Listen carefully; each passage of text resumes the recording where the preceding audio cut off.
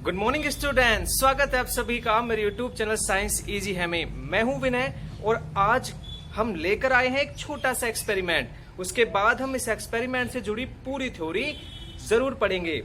तो देखिए दोस्तों, ये है मेरे पास एक जल से भरा हुआ बाउल, मेरे पास है एक छोटी सी कील, मेरे पास ये पेन का कैप है और ये है मेरे पास एक छोटी सी पत्ती।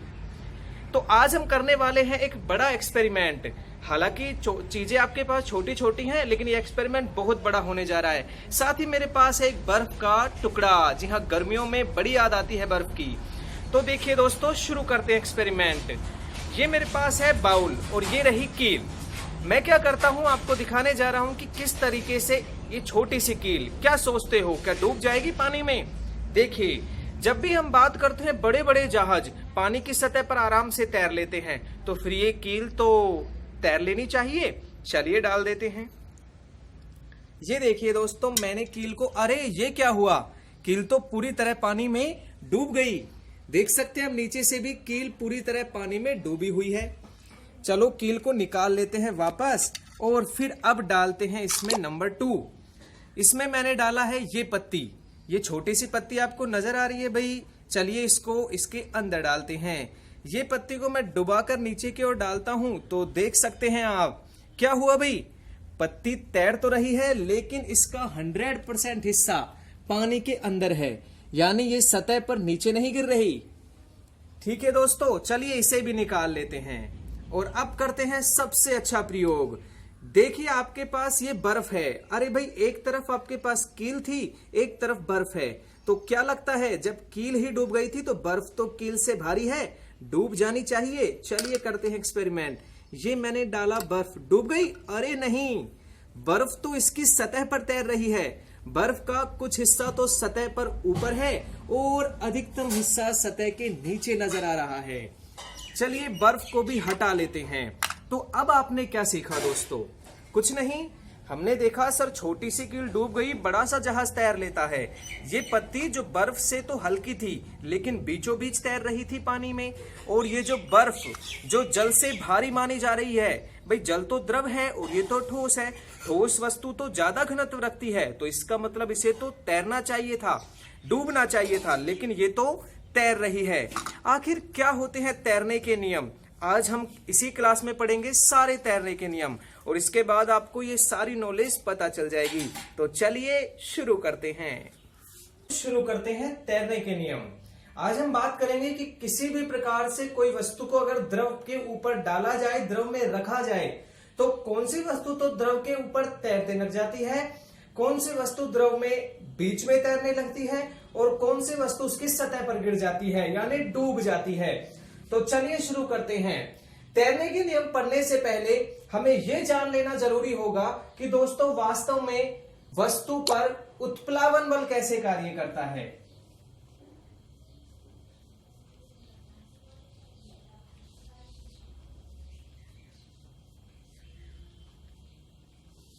वास्तव में उत्प्लावन बल होता क्या है, किस प्रकार से ये कार्य करता है, पहले हमको ये छोटी सी बात समझनी होगी।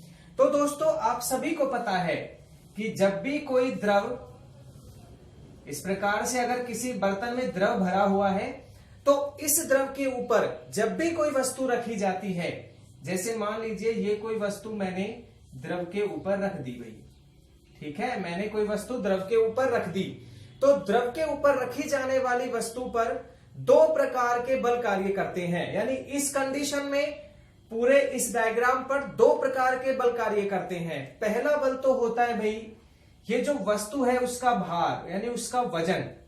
जो वस्तु है उसका वजन कहां लगता है? नीचे की ओर। वजन कहां लगता है भाई? नीचे की ओर। यानी इसको मान लेता हूं मैं वेट, क्योंकि ये तो वजन है ना, W वेट। किसका वेट है भाई? वस्तु का वेट है। और ये किसके बराबर हो जाएगा? mg के बराबर। क्यों? W बराबर mg के बराबर इसलिए हुआ क्योंकि m का मतलब तो द्रव्यमान, जो वस्तु का द्रव्यमान है, और g मतलब गुरुत्वीय त्वरण, यानी जो पृथ्वी अपनी ओर खींचती है। ठीक है, चलिए। लेकिन आपने कई बार देखा है दोस्तों, जब भी हम किसी वस्तु को द्रव में डुबोने की कोशिश करते हैं, तो वो वस्तु हमें वजन में हल्की लगने लगती है। अगर पानी में हमने वस्तु को पकड़ा है तो वस्तु का वजन कम लगता है। इसका मतलब वस्तु में नीचे की ओर से द्रव भी कोई ना कोई बल लगाता है। तो यहां से द्रव जो बल लगाता है वो बल मैं W डैश से प्रेजेंट करता हूं, और यही बल तुम्हारा क्या कहलाता है? उत्प्लावन बल। क्या कहलाता है? उत्प्लावन बल। ठीक है, तो आपने क्या सीखा कि भाई जब भी हम किसी द्रव में दूसरी वस्तु को डालने की कोशिश करते हैं तो उसमें दो प्रकार के बल कार्य करते हैं। पहला बल जो वस्तु का वजन है यानी W बराबर mg नीचे की ओर, और दूसरा बल जो द्रव लगाता है ऊपर की ओर, द्रव के द्वारा सतह की ओर ऊपर की ओर लगाया जाने वाला बल क्या कहलाता है भाई? उत्प्लावन बल कहलाता है। इसी उत्प्लावन बल के आधार पर तैरने के नियम देने वाले पहले वैज्ञानिक थे आर्किमिडीज। क्या नाम था भाई? आर्किमिडीज।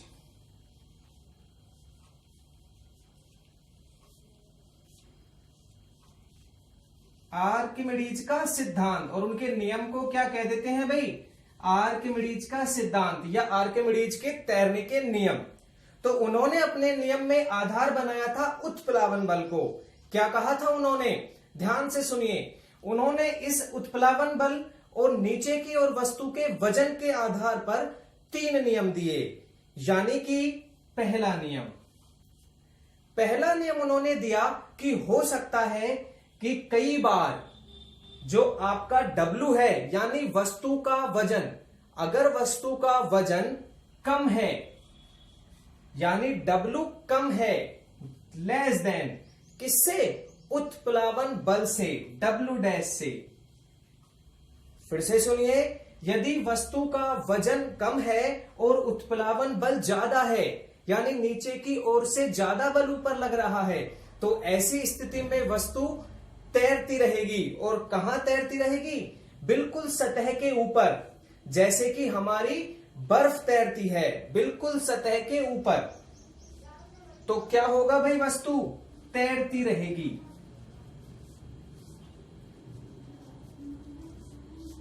एक चित्र मैं बना सकता हूं इसके लिए। भाई मान लीजिए ये कोई आपका जल से भरा हुआ पात्र है और इसमें जो W है उसका मान कम है, W डैश का मान ज्यादा है, तो वस्तु सतह पर इस प्रकार से तैरती रहेगी। ठीक है। आर्किमिडीज के सिद्धांत का दूसरा बिंदु,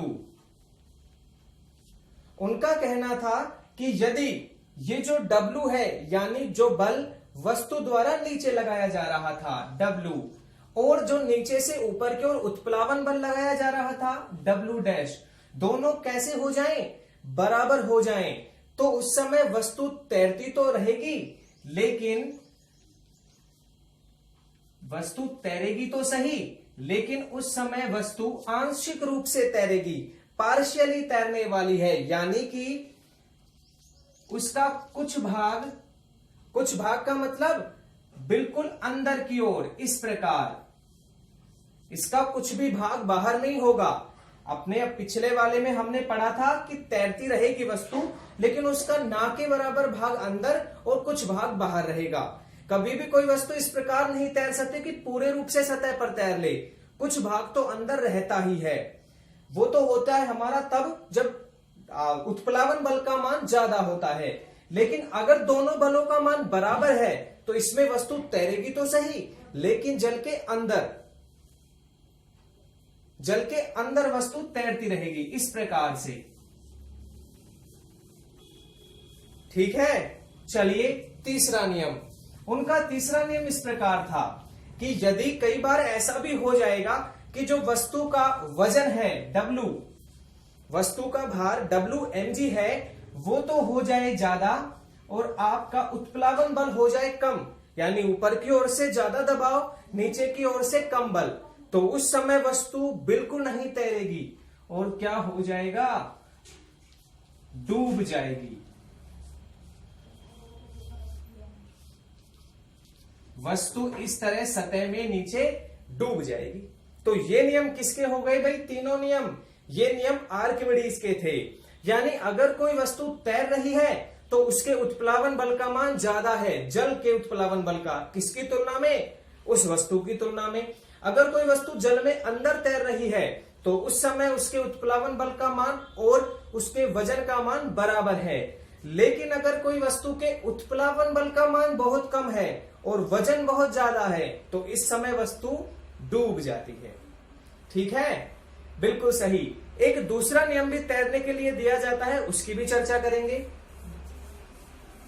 ये तो था आर्किमिडीज का सिद्धांत वस्तु के तैरने के लिए। कुछ और नियम भी दिए जाते हैं जिन्हें प्लेवन का नियम कहते हैं।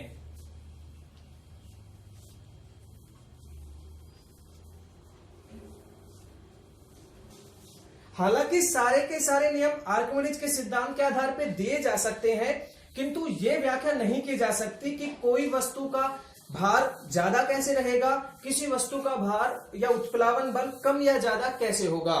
तो उसके लिए एक दूसरी थ्योरी काम में ली जाती है। उसके लिए क्या कहा जाता है? पहली थ्योरी। यानी जब कोई वस्तु, कई बार आप देखते हैं भाई बड़े बड़े जहाज तो पानी की सतह पर आसानी से तैर रहे हैं और एक छोटी सी कील डूब जाती है, तो उस समय आपके द्रव्यमान और भार वाला कॉन्सेप्ट काम नहीं कर रहा। उस समय आपको ये कॉन्सेप्ट काम में लेना होगा।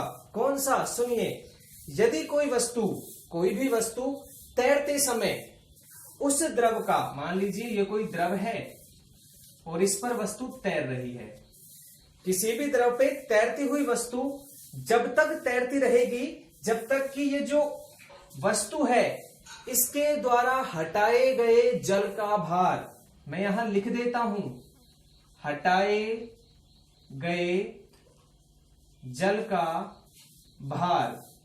फिर से सुन लीजिए, यदि वस्तु द्वारा हटाए गए जल का भार, वस्तु द्वारा हटाए गए जल का भार इस वस्तु की तुलना में ज्यादा है, इस वस्तु के वजन की तुलना में ज्यादा है, यानी ज्यादा पानी हटा दिया, तो वस्तु तैरती रहेगी।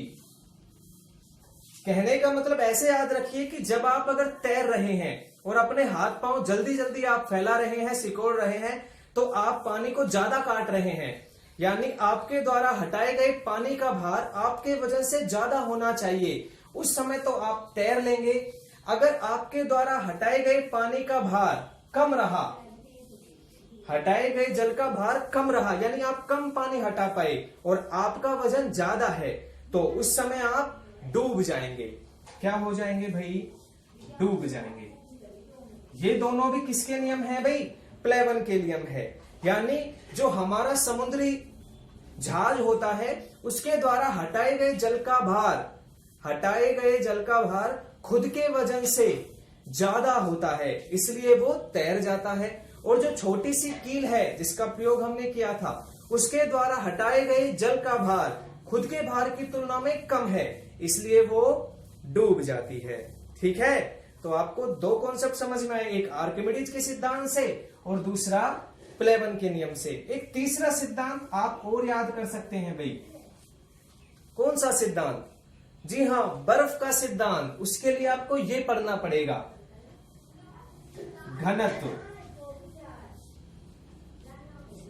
आपको तीसरा पॉइंट घनत्व भी पढ़ना पड़ेगा अगर आप वास्तव में तैरने के नियम सीखना चाहते हैं। तो क्या होता है घनत्व? घनत्व को मैं डी से प्रदर्शित करता हूं। मैं आपको फालतू की थ्योरी नहीं लिखवा रहा, सीधा ही सूत्र की बात करेंगे। तो जो घनत्व होता है उसका सूत्र होता है द्रव्यमान बटे आयतन। द्रव्यमान बटे आयतन। कहने का तात्पर्य सर, कहने का तात्पर्य ये है भाई, मान लीजिए आपके पास 1 किलो तो रुई है, 1 किलो लोहा है, तो उस समय दोनों का द्रव्यमान तो समान है, लेकिन आयतन क्या है? द्रव्यमान तो दोनों का समान है 1 केजी, लेकिन आयतन आपकी रुई का ज्यादा है।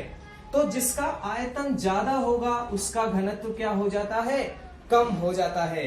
जिसका आयतन कम, यानी लोहा तो कम जगह घेरता है, कम आयतन लेता है, इसलिए उसका घनत्व कैसा है भाई? ज्यादा है। तो हमेशा ध्यान रखिएगा, जब भी कोई वस्तु द्रव की सतह पर तैरती है तो तब तक तैरती है जब तक उस वस्तु का घनत्व द्रव के घनत्व से कम है। यानी वस्तु का घनत्व तो कम और द्रव का घनत्व ज्यादा। अगर द्रव का घनत्व कम रह गया तो वस्तु उसमें डूब जाएगी। जैसे ये रहा भाई आपका जल और ये रही आपकी बर्फ। क्या हुआ, सोच रहे हैं आप कि भाई द्रव का घनत्व ज्यादा है, बर्फ का घनत्व ज्यादा है। चलो एक बात बताओ, आपके पास जो घी होता है, घी, वो एक बार तो आपके पास पूरा का पूरा ठोस है यानी जमा हुआ है, और दूसरा आपने उसको प्लेट में द्रव के रूप में बह रखा है यानी उसको पिघला रखा है। तो किसका घनत्व ज्यादा होगा? बिल्कुल सही, आप कह रहे हैं सर वजन में तो ज्यादा होगा जमा हुआ घी, यानी उसका आयतन तो कम है, द्रव्यमान ज्यादा है। आयतन तो कम है, द्रव्यमान ज्यादा है, इसलिए उसका घनत्व भी क्या है? ज्यादा है। बिल्कुल सही, लोहे में भी यही होता है। लोहे का छोटा सा भाग अगर आपने बिल्कुल सॉरी ठोस बना लिया तो ठोस भाग जो है वो आपका हमेशा घनत्व ज्यादा रखता है, द्रव भाग कम रखता है। लेकिन दोस्तों, लेकिन ये बात आपकी बर्फ यानी जल पर लागू नहीं होती। जो आपका बर्फ या जल है वो जो आपका बर्फ या जल है वो सबसे विचित्र द्रव कहलाता है, क्योंकि इसके जल का घनत्व बर्फ के घनत्व से अधिक होता है। हर बार तो जमी हुई चीज का घनत्व ज्यादा होता था, लेकिन बर्फ में जमी हुई चीज का घनत्व कम है, जल में जमी हुई चीज का घनत्व कम है, बर्फ का घनत्व कम है, जल का घनत्व ज्यादा है। इसीलिए, केवल इसीलिए बर्फ इसकी सतह पर तैरती है। अगर आप लोहे का पेस्ट बना लीजिए, लोहे को द्रव बना लिया और उसके ऊपर लोहे की कोई आपने मोटी परत डाली ठोस रूप में, तो वो जरूर डूब जाएगी। लेकिन द्रव के ऊपर, जल के ऊपर बर्फ कभी नहीं डूबती। क्यों? क्योंकि जल सबसे विचित्र द्रव है जिसका घनत्व जल में उल्टा अधिक होता है यानी ज्यादा होता है, और बर्फ में कम होता है। ठीक है, इस बात का विशेष रूप से ध्यान रखें। इसीलिए सर्दियों के दिनों में जो पाइप होते हैं ना भाई, प्लास्टिक के पाइप, उनमें भरा जल बर्फ बन जाता है, और बर्फ बनने का मतलब उनका घनत्व क्या है भाई? ज्यादा या कम? बर्फ का घनत्व कम है, और ऐसी स्थिति में जिसका घनत्व कम उसका आयतन ज्यादा, जिसका घनत्व कम उसका आयतन ज्यादा, तो बर्फ का आयतन ज्यादा हो जाता है, इसलिए पाइप फट जाते हैं। तो आप इस बात को ध्यान रखें कि बर्फ जल की सतह पर इसलिए तैरती है क्योंकि बर्फ का घनत्व जल की तुलना में कम है। बाकी सभी द्रवों में अधिकतर 99% द्रव और ठोसों की बात करें तो ठोस का घनत्व ज्यादा होता है, द्रव का घनत्व कम होता है, इसलिए वो डूब जाते हैं। तो तीसरी थ्योरी क्या आ गई भाई? घनत्व वाली थ्योरी। तो आज आप पूरी तरह सीख गए भाई कैसे बड़े बड़े जहाज ऊपर तैरते हैं, कील डूब जाती है क्योंकि उनके द्वारा हटाए गए द्रव का भार खुद के भार से ज्यादा होना चाहिए, तब तो तैर लेगा, कम है तो डूब जाएगा। दूसरा, कोई वस्तु बीच में कैसे तैर पाती है?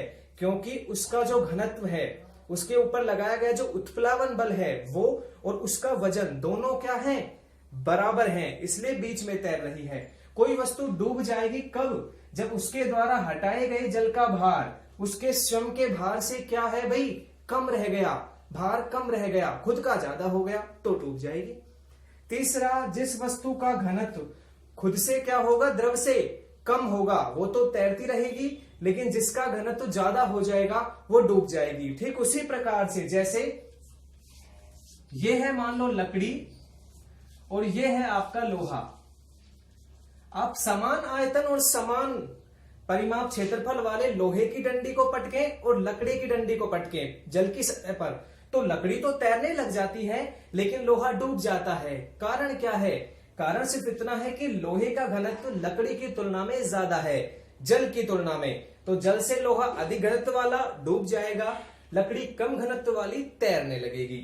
यही कॉन्सेप्ट बर्फ में लगता है, और इसीलिए बर्फ का 1/9 भाग केवल बाहर रहता है और 8/9 भाग जल के अंदर रहता है, जैसा कि हमने प्रयोग में देखा। तो ये थे तैरने के नियम। कैसे लगी आपको वीडियो? अगर वीडियो पसंद आई हो, कॉन्सेप्ट समझ में आया हो, तो वीडियो को एक लाइक कर दें, चैनल को सब्सक्राइब कर लें, और ऐसी ही शानदार वीडियो देखने के लिए मुझे कमेंट बॉक्स में कमेंट करें। धन्यवाद दोस्तों, वीडियो देखने के लिए। आपका दिन शुभ हो।